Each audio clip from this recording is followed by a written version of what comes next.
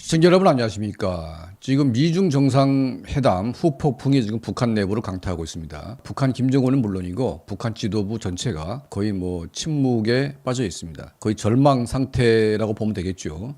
왜냐하면 미국과 중국은 북한에 대해서 어떻게 하겠다 이렇게 지금 표면적으로 결론 낸 건 없습니다. 그러니까 결론 낸 건 없는데 이미 결론은 나 있다 이렇게 보고 있습니다. 왜냐하면 트럼프 정부 1기 때 시진핑 트럼프가 북한의 핵에 대해서 중국의 책임론 또 이제 미국의 책임론 서로 옥신각신하다가 결과적으로 중국이 해결 못하면 미국이 군사적으로 이제 해결할 수도 있다. 그 이제 중국에게 통보했고 중국도 여기에 대해서 반대 입장을 표시하지 않았다는 겁니다. 다만 북핵을 제거하고 김정은을 제거한다고 해서 미국이 북한의 영토적인 어떤 그 지배를 하거나 관여를 하는 것은 불가다. 그러니까 김정은 제거, 북핵만 제거되면 그냥 이제 그 북한에 대해서 중국이 관여하고 미국도 관여해서 공동의 이익을 찾는 것. 이게 중국의 입장일 수가 있는 거죠. 자, 이런 차원에서 이번 정상회담은 주로 이제 관세 문제, 대만 문제, 이란 문제, 북한 문제 이렇게 순서대로 쭉 왔는데, 자, 트럼프의 입장에서 이번 정상회담이 중국에게 꿀렸냐 아니면 이겼냐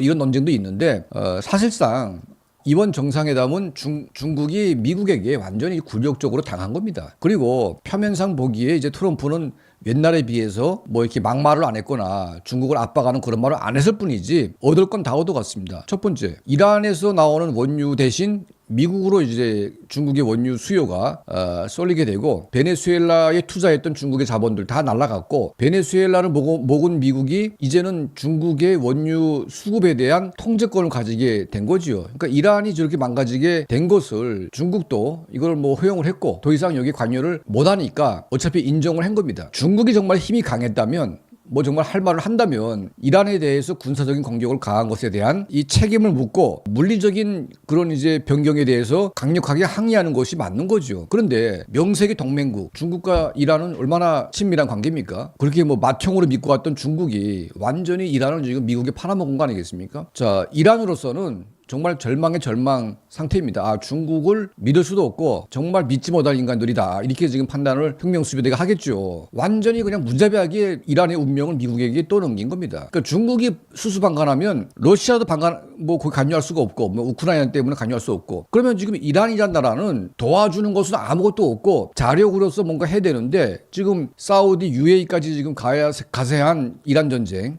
그리고 지금 대한민국도 청해 부대가 지금 향하지 않았습니까? 자, 이스라엘의 맹공격 사면 초과가 돼가지고 지금 이란 정권은 지금 붕괴 직전에 와 있는 겁니다. 그러니까 시간은 미국 편이지 중국의 편이거나 이란의 편이거나 그렇게 될 수가 없는 것이고 북한은 더 마찬가지가 되는 겁니다. 그러면 김정은이가 기분 좋으면 미중 정상회담 할 때 자기네가 홍보하겠죠. 노동신문에 미국과 중국이 만난다. 근데 지금 정상회담 끝난 지 며칠인데 지금 아직도 방송을 안 하고 있고 완전히 지금 무시해버리고 있습니다. 김정은이의 그 심기가 얼마나 불쾌하면 노동신문 북한의 중앙통신에서 단 한 줄도 지금 정상회담에 대해서 소개를 안 하고 있는 겁니다. 그러니까 완전히 이거는 국대노한 상태이고 미국과 중국의 정상회담의 어떤 내용에 대해서는 일고의 가치도 없는 받아들일 수 없는 이제 그런 것으로 북한의 김정은 정권은 인정을 하는 거죠. 자, 이번에 이란을 미국의 어떤 그 프로세스에 의해서 움직이는 것을 중국이 허용했다. 똑같은 겁니다. 북한에 대해서도 이런 식으로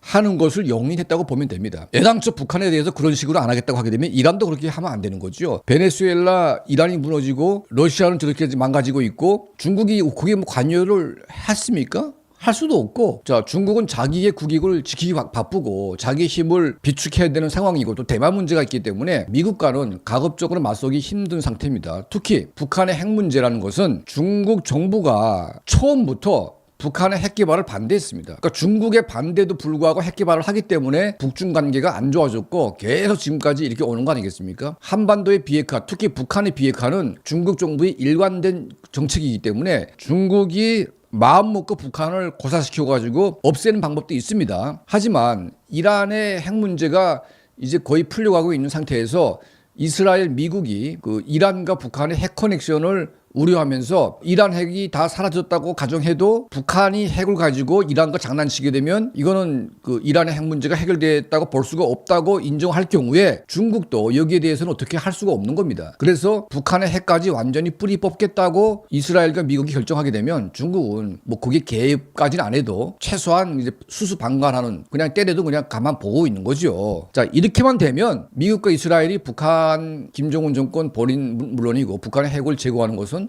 그렇게 어려운 문제는 아닙니다. 뭐 핵이라는 게 되게 무서운 무기긴 하지만 이게 관리가 되고 컨트롤이 되고 철저하게 방어 컨트롤 되면서 최고 지도부를 제거하고 핵무기를 확보하는 것은 이거는 뭐 미국이 마음만 먹으면 충분히 가능한 겁니다. 북한에 뭐 100만 대군이 있다고 해도 그런 이제 쓰잘데기 없는 군대는 아무런 소용도 없는 것이고요. 미국의 최첨단 무기 앞에서는 북한의 김정은 정권 그런 거 아무 소용 없습니다. 자, 여기에 또 중요한 문제가 있습니다. 그러니까 이제 중국에 대해서 미국이 엄청난 레버리지를 가지고 있습니다. 이게 뭐냐? 자, 미국이 북한의 핵을 제거하는데 간섭해가지고 폭격을 방해한다? 그러면 오케이, 한국과 일본 대만의 핵무장을 허용하겠다. 중국이 어떻게 할 겁니까? 어떻게 보면 북한의 김정은 정권의 핵무기 개발을 막을 수 있는 게 중국이었었는데 중국이 미국하고 싸우느라고 북한을 억지로 살려두면서 여기까지 온 거 아니겠습니까? 자, 이렇게 되게 되면 중국은 정말 닥쳤던 개신세가 돼가지고 동북아의 핵도미노가 불러오게 되고 중국의 동북아의 패권은 물 건너 가는 거 아니겠습니까? 아울러 중국의 뭐 G2 강대국이라는 그런 타이틀도 무너지는 거죠. 일본이 핵을 가지게 되면 일본이 더 강할 수도 있는 거 아니겠습니까? 자, 이런 상황에서 이번에 트럼프와 시진핑의 정상회담은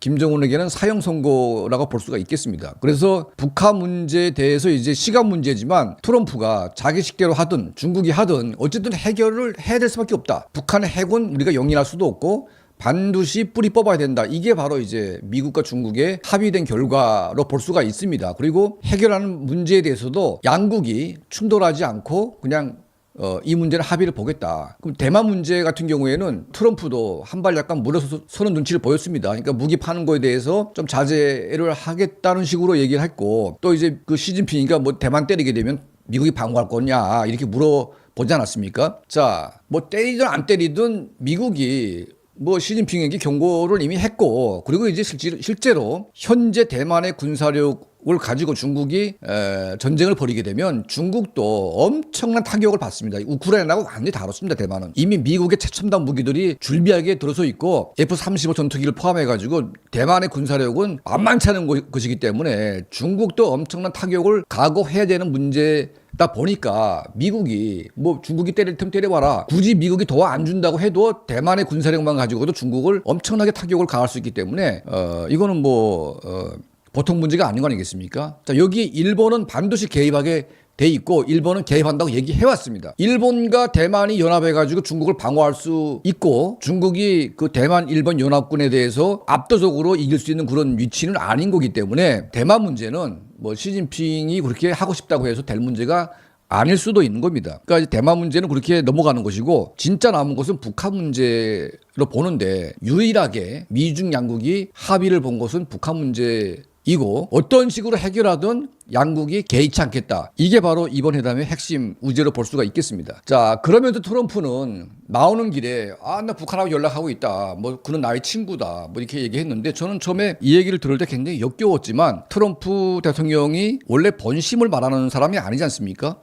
늘 뭐 사랑한다, 좋아한다 해놓고 다 때리지 않습니까? 그러니까 김정은도 지금 그거 알고 있습니다. 자기를 사랑한다, 뭐 좋아한다, 친구다 했지만 그게 뭐 날강도로 변해가지고 갑자기 때리는 게 트럼프이기 때문에 실체를 알고 있는 이상 김정은도 이제는 트럼프의 이런 멘트에 속아 넘어가기가 쉽지가 않다 이렇게 보고 있습니다. 자, 김정은이 지금 잠 못 드는 밤을 지금 지새고 있습니다. 날도 더워지고 있는데 가뜩이나 지금 고혈압에 무슨 온갖 잡병에 걸려가지고 지금 죽어가는 마당에 지금 스트레스 받는 일이 한두 가지가 아니지 않습니까? 자, 빨리 항복하고 어디 망명하든지 해가지고 이제 북한 인민들에게도 최소한의 인간다운 삶을 하게 해주는 게 그나마 김정은에게 살 길이다. 자, 이런 말씀을 여러분께 전달해 올립니다. 자, 저희 채널을 항상 시청해 주시고 도움을 주시는 모든 분들께 진심으로 감사드립니다.